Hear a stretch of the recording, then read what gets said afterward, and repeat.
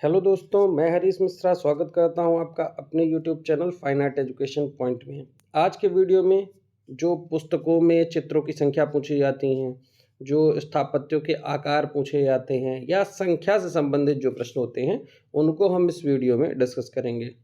तो सबसे पहला प्रश्न हमारे सामने है, नुजूम उल उलूम में कितने चित्र हैं? तो हम देखेंगे नुजूम और उलूम में 876 चित्र चित्रित हैं।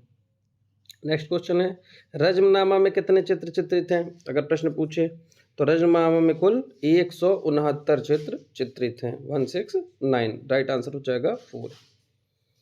अगला है, बसंत विलास में कितने चित्र हैं? सारे प्रश्न बहुत इंपॉर्टेंट हैं, ध्यान दीजिएगा।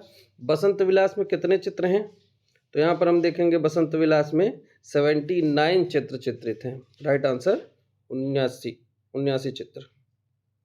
गंधव्यूह में कितने चित्र हैं? तो गंधव्यूह में 126 चित्र हैं। राइट आंसर इसका हो जाएगा 126 चित्र। यशोधरा चरित में कितने चित्र हैं? तो यशोधरा चरित में हम देखेंगे कुल 47 चित्र हैं। राइट आंसर 47 यशोधरा चरित में। रज्मनामा के कितने चित्र दसवंत ने बनाए थे? तो रज्मनामा के हम देखेंगे, रज्मनामा के 21 चित्र दसवंत के द्वारा बनाए गए थे। राइट आंसर हो जाएगा 21 चित्र दसवंत के द्वारा बनाए गए थे। तूतीनामा में कितने चित्र बनाए गए हैं? तो तूतीनामा में कुल 103 चित्र बनाए गए हैं। राइट आंसर हो जाएगा 103। तूतीनामा जैसा ही तैमूरनामा है। तैमूरनामा में कितने चित्र बनाए गए हैं? तो देखेंगे तैमूरनामा में कुल 132 चित्र बनाए गए हैं। राइट आंसर 132 हो जाएगा। बाबरनामा में कितने चित्र बनाए गए हैं? तो बाबरनामा में कुल 144 चित्र बनाए गए हैं। राइट आंसर हो जाएगा 144। दास्ताने अमीर हमजा, जो हमजा नामा है, उसमें कुल कितने चित्र बनाए गए हैं? तो ध्यान देना, 24,000 नहीं 2400 चित्र बनाए गए हैं। राइट आंसर हो जाएगा दास्ताने अमीर हमजा में 2400 चित्र बनाए गए हैं। अयार दानिश में कितने चित्र बनाए गए हैं? तो अयार दानिश की जब हम बात करेंगे तो अयार दानिश में कुल 96 चित्र बनाए गए हैं। Right answer 96। नुजूम उल उलूम ग्रंथ में कितने नक्शे और तालिका बनाई गई हैं? तो नुजूम उल उलूम में 140 नक्शे व तालिकाएं बनाई गई हैं। राइट आंसर 140 हो जाएगा। सारनाथ के अशोक स्तंभ की ऊंचाई कितनी है? तो सारनाथ का जो अशोक स्तंभ है उसकी जो ऊंचाई है वो लगभग 7 फीट है। राइट आंसर हो जाएगा 7 फीट। वही अशोक स्तंभ जिसे नेशनल एम्बलम की संज्ञा दी गई है, भारत का प्रतीक चिन्ह माना जाता है। परखम यक्ष की ऊंचाई कितनी है? परखम यक्ष की ऊंचाई जब पूछे तो परखम यक्ष जो है वो एक तरीके से आदम कद का है और लगभग उस जमाने में 7 फीट के लोग रहे होंगे, इसलिए उसकी जो ऊंचाई बनाई गई है वो 7 फीट की बनाई गई है।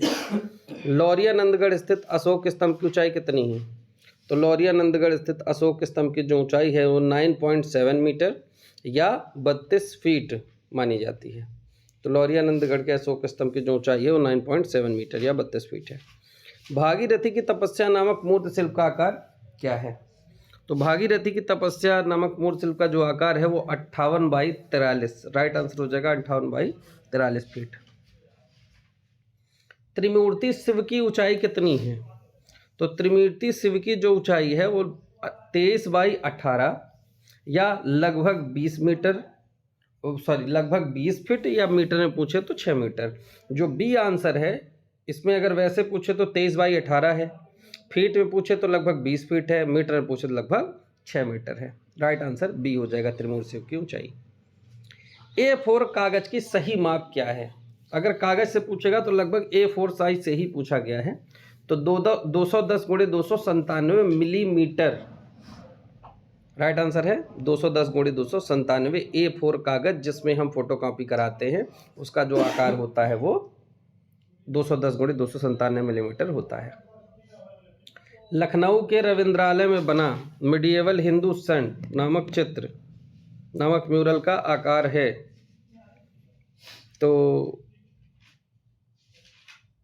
लखनऊ के रविंद्रालय में बना मिडवल हिंदू सेंट, इसका जो आकार है वो है 81/5, 81 × 5। राइट आंसर हो जाएगा डी, 81 × 5 है। मोहनजोदड़ो से प्राप्त नर्तकी मूर्ति शिल्प की ऊंचाई कितनी है? तो नर्तकी मूर्ति शिल्प की जो ऊंचाई है 10.5 सेंटीमीटर है। राइट आंसर हो जाएगा 10.5 सेंटीमीटर। दाढ़ी वाले योगी मूर्ति शिल्प की ऊंचाई कितनी है? तो दाढ़ी वाले योगी के मूर्ति शिल्प की जो ऊंचाई है उसे हम देखेंगे तो 17.5 सेंटीमीटर मोहनजोदड़ो से प्राप्त दाढ़ी वाले योगी की मूर्ति की ऊंचाई है। मोहनजोदड़ो से प्राप्त मात्र देवी की जो मूर्तियां मिली हैं उसकी ऊंचाई कितनी है? तो मात्र देवी की जो मूर्ति हैं वो 22 सेंटीमीटर की हैं। तो राइट आंसर हो जाएगा 22 सेंटीमीटर। दीदारगंज यक्षिणी जो कि पटना संग्रहालय में रखी हुई है उसकी ऊंचाई कितनी है? तो दीदारगंज यक्षिणी जो है इसकी जो ऊंचाई है वो 5.2 फीट। राइट आंसर हो जाएगा 5.2 फीट उसकी ऊंचाई है, जिसे दीदारगंज यक्षी या चवरधारिणी यक्षी के नाम से भी जाना जाता है। सुल्तानगंज से प्राप्त तांबे की बुद्ध प्रतिमा की ऊंचाई कितनी है? तो सुल्तानगंज से प्राप्त तांबे की बुद्ध प्रतिमा की जो ऊंचाई है वो हम देखेंगे तो 7.5 फीट है, यानी 7.5 फीट की वो मूर्ति है। तो राइट आंसर 7.5 फीट। तक्षशिला से प्राप्त हेड ऑफ बुद्धा मूर्ति की ऊंचाई कितनी है? तक्षशिला से जो हेड ऑफ बुद्धा प्राप्त हुए हैं उसकी जो ऊंचाई है वो 27.5 सेंटीमीटर है। राइट आंसर हो जाएगा डी। तक्षशिला से प्राप्त हेड ऑफ बुद्धा की मूर्ति की ऊंचाई 27.5 सेंटीमीटर है। राम किंकर बैच के प्रसिद्ध मूर्ति शिल्प यक्ष यक्षिणी की मूर्ति की ऊंचाई कितनी है? राम किंकर बैच के प्रसिद्ध मूर्ति शिल्प यक्ष यक्षिणी मूर्ति की जो ऊंचाई है वो हम देखेंगे। यक्ष यक्षिणी जो है ये लगभग 24 फीट के बनाए गए हैं। राइट आंसर हो जाएगा 24 फीट। राम किंकर बैच के प्रसिद्ध मूर्ति शिल्प संथाल परिवार की ऊंचाई कितनी है? तो संथाल परिवार 427 सेंटीमीटर है। राइट आंसर हो जाएगा संथाल परिवार की जो ऊंचाई है वो 427 सेंटीमीटर है। कुतुब मीनार कितने मंजिले है? सोच के देखो। कुतुब मीनार कुल 5 मंजिले है। मैंने भी वीडियो बनाकर उस पर डाला था। तो कुतुब मीनार कुल 5 मंजिले है। पहले 4 मंजिले था, बाद में चौथी मंजिली टूट गई थी तो उसे 2 हिस्सों में बना दिएगा तो कुल 5 मंजिले हो गए। कुतुब मीनार की ऊंचाई कितनी है? तो कुतुब मीनार की ऊंचाई 2, 3, 4 ऐसे करके याद रखो 234 फीट। राइट आंसर है 234 फीट। चित्तौड़गढ़ के विजय स्तंभ की ऊंचाई कितनी है? तो चित्तौड़गढ़ के विजय स्तंभ की जो ऊंचाई है वो 122 फीट मानी जाती है। तो राइट आंसर है 122 फीट। कंपनी शैली के चित्रों का आकार है। तो कंपनी शैली के चित्रों का आकार हम देखेंगे तो 8x6 कंपनी शैली के चित्रों का आकार होगा। पाल पोथियों का आकार है। पाल पोथियां जो हैं वो 22.5 × 2.5, यानी इसका राइट आंसर होगा सी 22.5 × 2.5। ठीक, चलो। बीजापुर के गोल गुंबज की ऊंचाई कितनी है? तो बीजापुर के गोल गुंबज की ऊंचाई हम देखेंगे तो 167 फीट बीजापुर के गोल गुंबद की ऊंचाई है। ध्यान देना, ये सभी स्थापत्य पुस्तकें, इसमें जितने चित्र हैं, जितनी इनकी ऊंचाई हैं, ये इम्पॉर्टेंट हैं। संभवतः 1 से 2 नंबर का प्रश्न यहाँ से आना चाहिए। और इनके जो स्थापत्यकार हैं अगर उनको भी हम कवर कर लेते हैं तो बीजापुर के गोल गुंबज की ऊंचाई 167 फीट ये हो गया। कैलाश मंदिर के चबूतरे की ऊंचाई कितनी है? तो कैलाश मंदिर का जो चबूतरा है वो 25 फीट का है। यानी ये सोचो कि अगर सीढ़ियों से आप ना सोच करके डायरेक्ट चढ़ने की कोशिश करो तो आप नहीं चढ़ सकते हो, इतना ऊंचा तो उसका चबूतरा है। तो राइट आंसर है 25 फीट। कैलाश मंदिर के शिखर की ऊंचाई कितनी है? तो कैलाश मंदिर के शिखर की ऊंचाई हम देखेंगे तो 95 फीट है। Right answer 95 feet. Sanchi stupa की ऊंचाई कितनी है? तो सांची स्तूप की जो ऊंचाई है वो 54 फीट है। Right answer 54 feet. Next question है, सांची स्तूप के तोरण द्वार की ऊंचाई कितनी है? तोरण द्वार जो गेट बने हुए हैं, तोरण द्वार की ऊंचाई कितनी है? तो सांची स्तूप के जो तोरण द्वार हैं उनकी जो ऊंचाई है वो 36 फीट है। राइट आंसर 36 फीट हो जाएगा। सांची स्तूप का व्यास कितना है? सांची स्तूप का जो व्यास है वो 120 फीट का है। तो सांची स्तूप का व्यास 120 फीट हो जाएगा।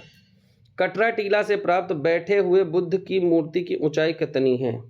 मथुरा के कटरा टीला से जो बुद्ध बैठे हुए बुद्ध की सीटेड बुद्धा जिसे हम कहते हैं, उस मूर्ति की जो ऊंचाई है वो 71 सेंटीमीटर है।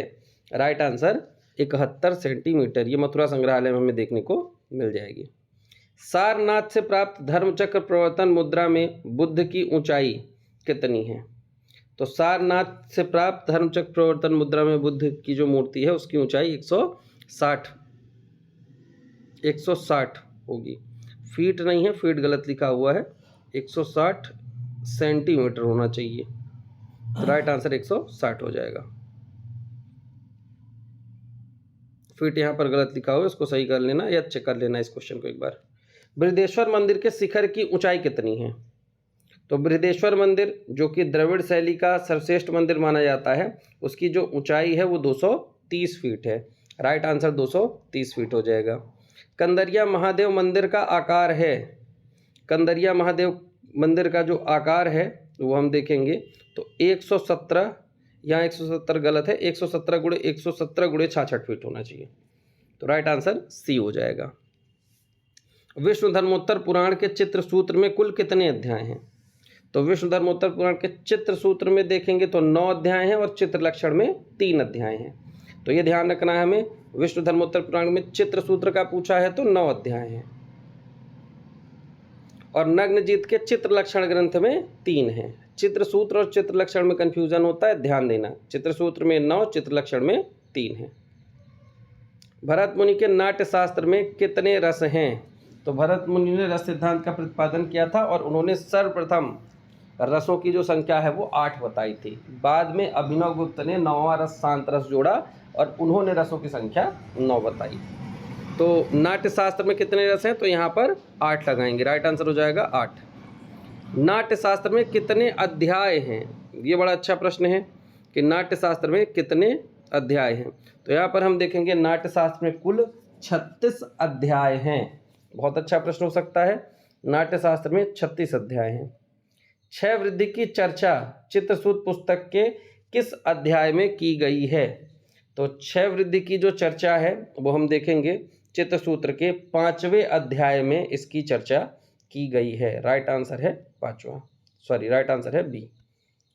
वात्स्यायन ने अपने ग्रंथ कामसूत्र में चित्रकला को किस स्थान पर रखा है? तो वात्स्यायन ने अपने ग्रंथ कामसूत्र में चित्रकला को 4थे स्थान पर रखा है। ऐसे भी ध्यान देकर के आप कर सकते हो, चित्र चौथे स्थान पर है। राइट आंसर चौथा हो जाएगा। नाट्य शास्त्र में भावों की संख्या कितनी बताई गई है? तो नाट्य शास्त्र में 9 रस, जितने रस होंगे उतने ही भाव होंगे। तो नाट्य शास्त्र में रसों की संख्या 9 तो भाव 9, क्योंकि रसों का सीधा संबंध भाव से बताया गया है। और वहीं अभिनव गुप्त ने जो रसों की संख्या बताई 9 तो उनके हिसाब से भाव होंगे 9। लास्ट क्वेश्चन देखेंगे हम। मानव आकृति में एक ताल कितने अंगुल का होता है? तो मानव आकृति में जो एक ताल होता है वो कुल 12 अंगुल का होता है। और मानव आकृति में एक ताल मतलब एक सिर कहा जाता है, क्योंकि सिर का 7.5 गुना पूरा शरीर होता है और जो सिर होता है वो 12 अंगुल का होता है। तो मानव आकृति में एक ताल 12 अंगुल का होगा। राइट आंसर डी हो जाएगा। तो इस प्रकार हमारी ये 50 प्रश्नों की श्रृंखला समाप्त हुई। इसमें थोड़ा आपको कन्फ्यूज़न लगेगा क्योंकि आपसे इनमें से कुछ प्रश्न बनते होंगे और कुछ नहीं बनते होंगे। तो जो बनते होंगे, जब वो प्रश्न आते होंगे तब तो मज़ा आता होगा पढ़ने में, लेकिन जो नहीं बनते, जब 3-4 प्रश्न ऐसे आ जाते हैं तो थोड़ा बोरियत लगने लगती है। लेकिन बोर ना हो, आपसे जो बनते हैं उनको हटा करके जो नहीं बनते हैं उनकी एक लिस्ट बना करके तैयार कर लें और उन्हें याद कर लें, ताकि आपकी जो तैयारी है वो बहुत ही अच्छी तरीके से हो सके। समय कम है, ज़्यादा से ज़्यादा प्रैक्टिस आप करते रहें। चलिए मिलेंगे नए वीडियो में नए प्रश्नों के साथ, तब तक के लिए धन्यवाद।